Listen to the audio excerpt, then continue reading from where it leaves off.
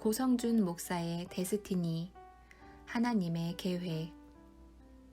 7장, 거룩함을 지켜라. 죄, 데스티니의 파괴자. 데스티니를 이루어가는 세 번째 열쇠는 거룩함이다. 하나님은 죄를 아주 미워하시는데 그것은 죄가 하나님에게 어떤 피해를 주기 때문이 아니다. 하나님이 죄를 미워하시는 이유는 죄는 그 죄를 지은 사람의 데스티니를 망가뜨리기 때문이다. 죄는 하나님이 목숨처럼 사랑하시는 자녀들의 데스티니를 멈추게 하고 왜곡되게 한다. 이것이 하나님이 죄를 미워하시는 이유다. 아담의 데스티니는 하나님이 창조하신 세상을 다스리는 것이었다. 그러나 아담과 하와가 죄를 지었을 때 그들은 하나님의 동산에서 쫓겨나야 했으며 원래 하나님의 계획에는 없던 죽음이라는 왜곡된 데스티니를 맞이하게 되었다. 엘리사의 시종 게하시가 나아만 장군에게 돈을 요구하는 죄를 범했을 때 그의 데스티니에는 없던 저주가 그에게 임했다. 가인이 아벨을 죽였을 때 가인의 데스티니는 파괴되었고 아나니아와 삽비라가 교회를 속였을 때 그들의 데스티니는 멈춰버렸다. 출애굽한 이스라엘 백성들이 가나안에 들어가기를 거부하는 죄를 지었을 때 그들의 데스티니는 38년 동안 지연되었고 유다가 예수를 파는 죄를 지었을 때 그의 데스티니는 비참하게 멈춰버렸다. 모든 죄는 데스티니를 멈추게 하거나 지연시키거나 또는 왜곡한다. 그래서 하나님은 죄를 미워하신다. 그러나 반대로 거룩함을 지켰을 때는 데스티니의 속도가 가속된다. 다니엘이 왕의 진미와 포도주를 거부함으로 거룩함을 지켰을 때 이것이 오히려 다니엘의 데스티니를 가속화했고 다니엘의 세 친구 사드락과 메삭과 아벳느고가 금신상 앞에 절하기를 거부했을 때 이것이 오히려 그들을 더욱 높은 자리에 오르게 했다.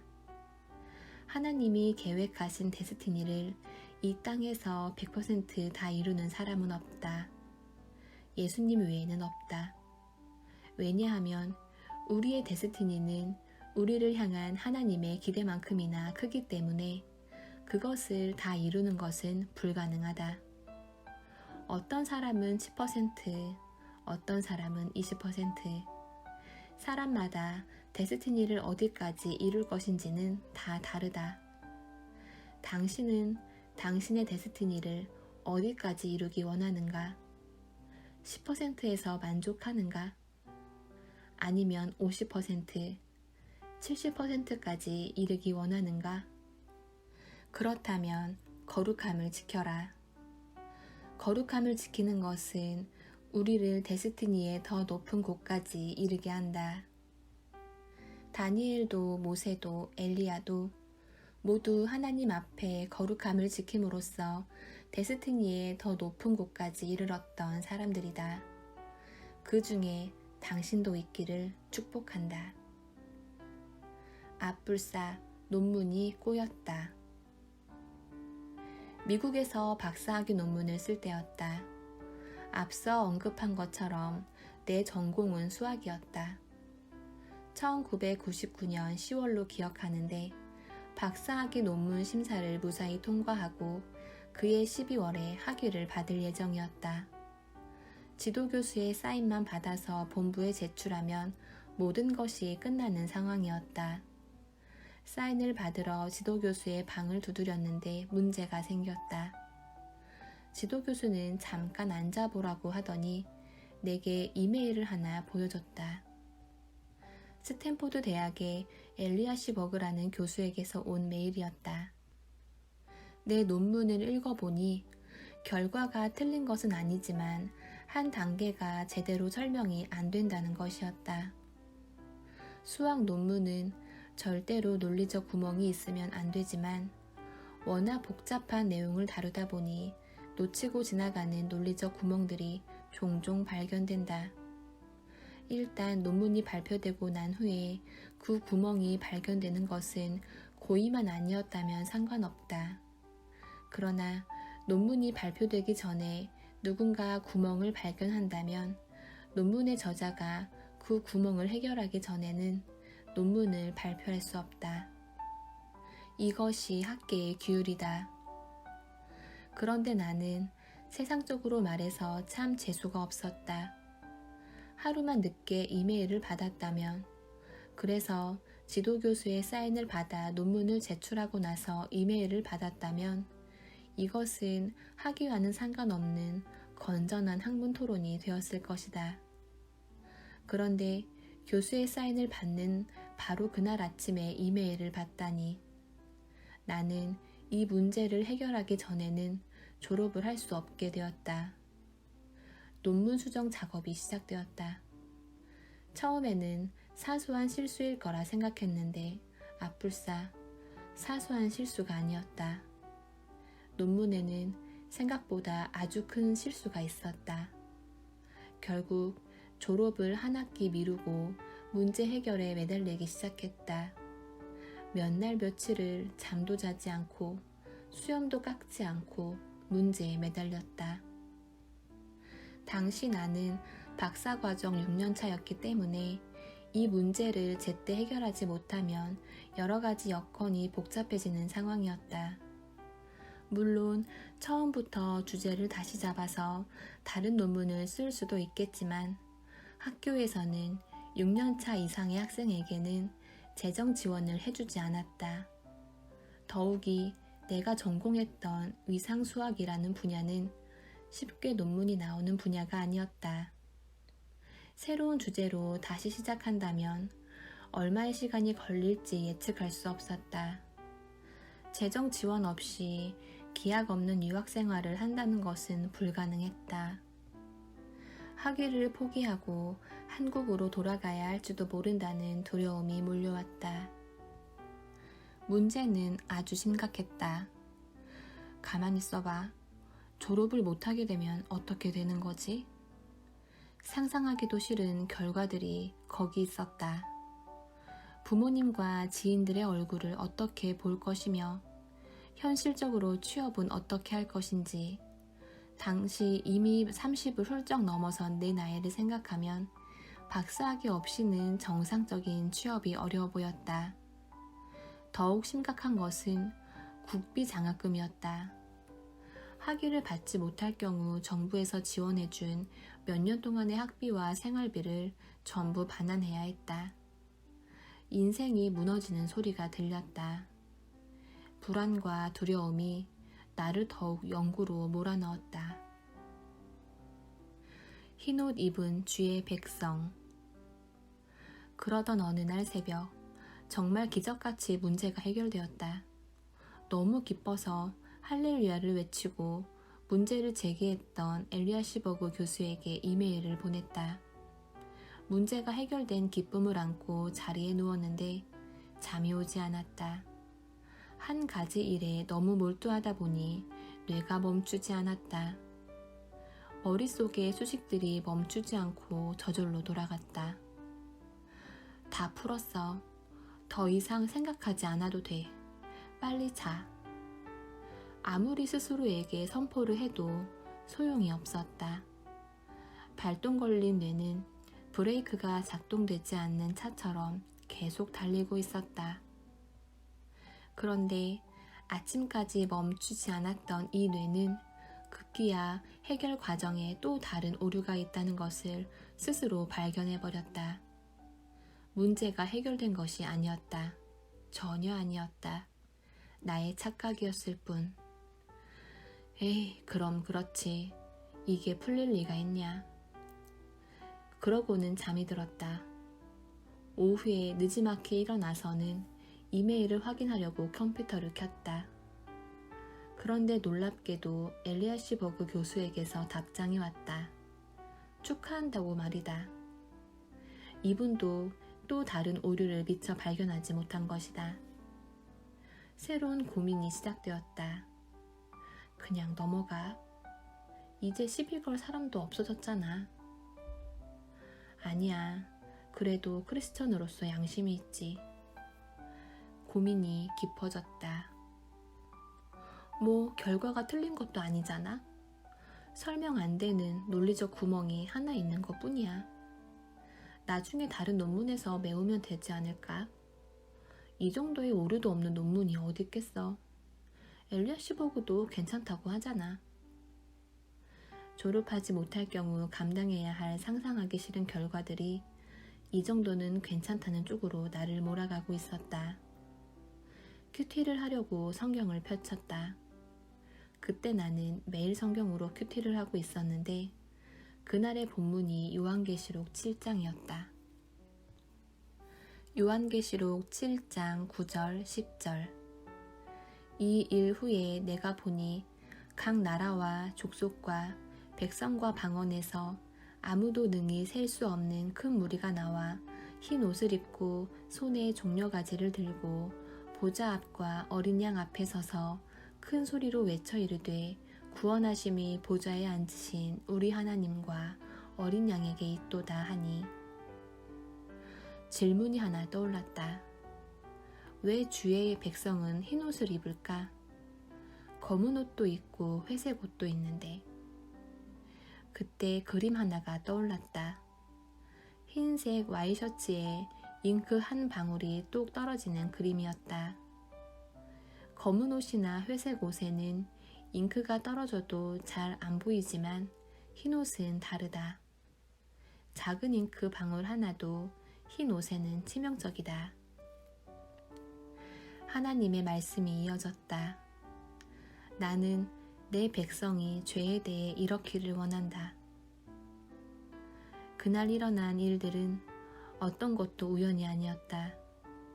문제를 착각한 것도, 뇌가 멈추지 않았던 것도, 그리고 큐티 본문이 하필 요한계시록 7장이었던 것도 어떤 것 하나 우연이 아니었다. 하나님의 섬세한 계획 속에 있던 일들이었다. 나는 바로 일어나서 차를 몰고 지도교수를 찾아갔다. 지도교수는 자기도 이메일을 받았다고 하며 내게 잘했다고 칭찬해 주었다. 나는 쭈뼛거리며 내 이야기를 시작했다. 그것이 사실은 착각입니다. 저도 착각을 하고 엘리아시버그 교수도 착각하신 겁니다. 문제는 전혀 해결된 것이 없습니다. 이실직고를 했다. 방을 나오는데 다 끝났다는 생각이 들었다. 해볼 수 있는 것은 다 해봤고 인간의 이성으로는 도저히 이 문제를 해결할 가능성이 없어 보였다. 논문을 통째로 폐기하고 1, 2년의 시간을 재투자해 새로운 논문을 쓰든지 아니면 한국으로 돌아가든지 선택해야 했다. 재정적 지원 없이 1, 2년의 시간을 다시 투자한다는 것이 불가능해 보였기 때문에 6년 반의 유학생활을 접고 한국으로 돌아갈 각오를 하고 차로 돌아왔다. 하나님의 임재 안에 있는 것. 운전을 해서 집으로 돌아오는데 이상한 일이 벌어졌다. 그것은 내 안에 불안함이 사라진 것이었다. 문제가 해결되었다고 착각하기 전까지 끊임없이 나를 괴롭히던 불안함과 두려움이 아침 햇살에 안개가 걷히듯 사라져버렸다. 대신 하나님께서 지금 나와 함께 이 차 안에 계신다고 하는 새로운 임재가 느껴졌다. 보이지는 않지만 뭔가가 차를 가득 채우고 있었다. 이게 뭐지? 나는 곧바로 알 수 있었다. 그것은 하나님의 임재였다. 마치 차가 하나님의 임재로 터져버릴 것 같은 그런 느낌이었다. 그날 집으로 돌아오는 차 안에서 경험했던 하나님의 임재는 그 전에도 그리고 그 후에도 경험해보지 못한 특별한 임재였다. 하나님께서 내게 작은 소리로 속삭이고 계셨다. 그것은 아브라함에게 속삭이셨던 하나님의 음성이었다. 창세기 22장 16절, 17절. 이르시되 여호와께서 이르시기를 내가 나를 가리켜 맹세하노니 내가 이같이 행하여 내 아들 내 독자도 아끼지 아니하였은즉 내가 내게 큰 복을 주고 내 씨가 크게 번성하여 하늘의 별과 같고 바닷가의 모래와 같게 하리니 내 씨가 그 대적의 성문을 차지하리라. 내 안에 기쁨이 임하기 시작하는데 집에 오는 내내 울다가 웃다가 부흥회를 했다. 이때부터 놀랍게도 내 안에 평안이 임하기 시작했다. 상상할 수 없는 기쁨과 평안이 내 안에 가득했다. 주위 사람들은 기뻐하는 내 모습을 보고 문제가 잘 해결된 줄로 생각하고 축하해 주었다. 아니요, 문제가 최악으로 꼬였습니다. 아무래도 짐을 싸서 한국으로 돌아가야 할 것 같습니다. 이 말이 유학생에게 무엇을 의미하는지 잘 아는 주위 동료들은 오히려 나보다 더 걱정을 해주었다. 그런데 나는 정말 특별하고도 이상한 시간을 보내고 있었다. 가장 불안하고 심란해야 할 상황에 인생에서 가장 평안하고 큰 기쁨을 누리고 있었으니 말이다. 이 사건을 통해 나는 이후에 내 인생에 엄청난 영향을 미치게 될 중요한 진리를 발견하게 되었다. 그것은 평강이 없는 것은 상황 때문이 아니라는 사실이다. 그때 내 상황은 최악이었다. 불안하고 두려운 것이 당연했다. 그런데 평강이 있었다. 평강이 없는 것은 상황에서 오는 것이 아니다. 그것은 하나님의 임재가 없음에서 온다. 불안 또는 두려움이란 하나님이 없는 상태를 지칭하는 단어다. 하나님이 나와 함께 하시면 어떤 상황 속에서도 어떤 환경 속에서도 평안할 수 있는 절대 평강이 있다. 그것은 무엇으로도 부술 수 없는 절대 평강이다. 이야기는 계속된다. 며칠 후에 꿈을 꾸었다. 꿈에서 나는 열심히 문제를 풀고 있었고 마침내 해결책을 찾았다. 잠을 깨고 보니 꿈이었다. 보통 이런 꿈들은 깨고 나면 꿈에서 해결했었다는 사실만 기억나지 구체적인 것들은 기억이 나지 않는다. 그런데 하나님이 주신 꿈은 달랐다. 꿈에서 문제를 어떻게 풀었는지 생생하게 기억이 났다. 그대로 따라해보니 그것이 정말 해답이었다. 이성으로는 불가능해 보일 것 같던 문제가 생각지도 못한 방법으로 풀린 것이다. 박사 논문 심사를 다시 받고 통과했다. 지도교수가 물었다. 참 기가 막힌 방법으로 문제를 해결했는데 그 복잡한 도형은 도대체 어떻게 생각해냈나? 나는 간증을 했다. 사실은 꿈에서 하나님이 보여주셨다고 말이다. 지도교수는 웃으며 논문에 사인해 주었고 나는 학위를 취득하게 되었다. 거룩함의 비밀. 거룩함에는 비밀이 있다. 거룩함을 지키는 것은 율법이 아니다. 거룩함을 지키는 이유는 정죄를 피하기 위한 율법적 의무감 때문이 아니다. 거룩함을 지켜야 하는 진짜 이유는 거룩함은 하나님의 임재로 들어가는 하나님과의 친밀함으로 들어가는 열쇠이기 때문이다. 그리고 하나님의 임재는 하나님의 능력으로 들어가는 열쇠가 된다. 거룩함은 우리를 하나님의 임재로, 그리고 하나님의 임재는 우리를 하나님의 능력으로 인도한다. 복음에는 능력이 있다. 그 능력은 단순히 우리에게 심리적 차원의 평안을 주는 데서 그치는 것이 아니라 우리 삶의 실제적인 문제를 돌파하는 능력이다.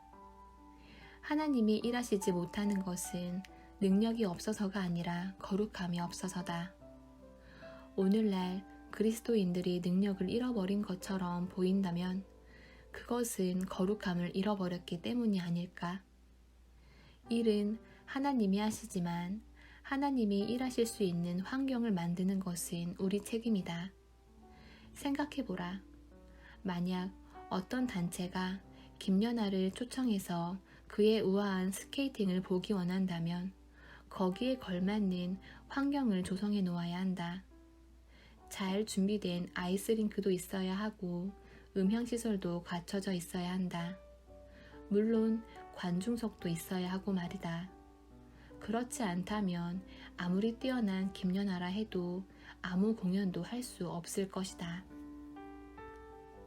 우리가 아무리 하나님을 초청해도 하나님이 일하실 수 있는 환경이 조성되어 있지 않다면 하나님이 일하실 수 없는 것은 당연하다. 그리고 하나님이 일하실 수 있는 환경은 바로 우리 삶의 거룩함이다. 하나님은 거룩함을 잃어버린 곳에서는 일하실 수 없는 분이기 때문이다. 흰옷 입은 주의 백성이 되라. 그것이 하나님의 능력으로 돌아가는 열쇠다. 하나님이 일하실 수 있는 환경을 만들고 싶어서 우리 교회에서는 정직하지 않은 헌금은 하지 못하게 한다. 검은 돈은 헌금하지 마십시오. 내 안에 믿음이 있기 때문에 그렇다. 교회가 그것을 알던 모르던 검은 돈, 정직하지 않은 돈이 교회에 흘러 들어왔다면 하나님이 자유롭게 일하실 수 있으실까? 검은 돈, 헌금하지 마십시오. 부당하게 번 돈, 헌금하지 마십시오. 세금 속인 돈, 헌금하지 마십시오. 그래서 우리 교회에서 사업하는 교인분들은 고민을 많이 한다. 검은 돈, 하얀 돈만 있는 것이 아니라 태반이 회색 돈이라는 그분들의 고충을 모르는 것은 아니다. 하지만 그렇다고 교회에서 하나님이 일하실 환경인 거룩함을 양보할 수는 없지 않은가. 행위를 통해 완전해진다는 행위 구원을 이야기하는 것이 아니다. 우리의 구원은 철저히 예수 그리스도의 은혜에 기초한다. 나의 거룩함이나 의로운 행위와는 무관하다. 그러나 구원받은 성도가 어떤 하나님의 능력과 역사를 경험하며 살 것인가 하는 것은 은혜의 구원과는 분명 다른 이야기다. 순종과 거룩함은 하나님의 능력이 우리 삶 속에서 역사하게 하는 통로임이 분명하다. 당신의 삶 속에 하나님의 능력을 담기 원하는가? 그렇다면 거룩함을 지켜라. 말씀의 무게를 회복하라. 말씀에 대한 단순한 지식을 넘어 그 말씀을 무겁게 대하는 삶의 태도 말이다. 이것이 당신의 데스티니를 이루어가는 열쇠다. 고성준 목사의 데스티니, 하나님의 계획 7장 거룩함을 지켜라.